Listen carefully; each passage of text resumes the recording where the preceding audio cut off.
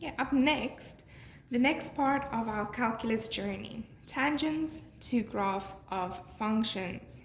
Okay. So tangent is a straight line that touches a graph at one point.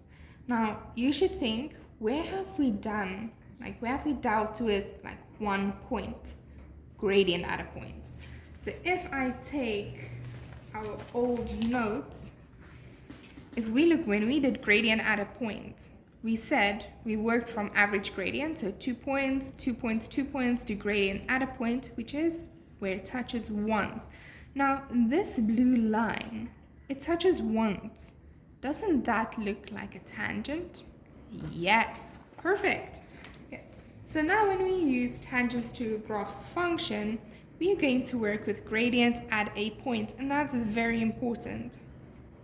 So now I can determine the tangent of the point. Remember, tangent is a straight line touching only once, because I can work out the gradient at that one point, so of that line. You have the coordinate on that line, because they have to give you a point of contact. Remember, it's gradient at a point. They need to give you that point. Usually, they only give you the x coordinate of it, but if you have an x coordinate, you can find the y coordinate. Fantastic.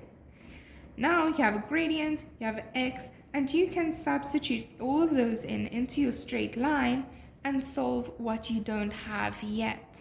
Okay. Remember, the equations of a straight line is y equals mx plus c, or y minus y1 equals m times x minus x1. So this is tangents to a graph of functions. Remember, tangents is a straight line touching once, and we're going to use gradient at a point to help us with this. Now, example 1. Determine the equation of the tangent to fx equals x squared plus 4x plus 3 at the point where x equals 2. So they only gave us the x coordinates of the point of contact, so I have to sub in to find the y. Now how I'm going to do this is I'm going to use this formula. Remember, this is a point on that function. So that x value must have a y value within that function. So what I do is I substitute in, I say f for 2 is equals 2 to the power of 2 plus 4 times 2 plus 3. And I know for where x is 2, I will have y as 15. So now I have the point of contact. I have that coordinate, 2, 15. Now I have to find the gradient. Now, when we did gradient at a point, we only used with first principles. So now you have a choice. Are you more comfortable using your first principles or my rules? So if I use my first principle, I'm going to use the gradient at 1 point formula. So where my limit, where h tends to 0, fx plus h minus fx over h. I'm going to substitute everything in like we've done before with all those examples. Then I'm going to find myself here where limit h tends to 0 for 2x plus h plus 4. Then if I get the derivative of that, I'm going to get 2x plus 4. Now, at the point of contact, they said 2.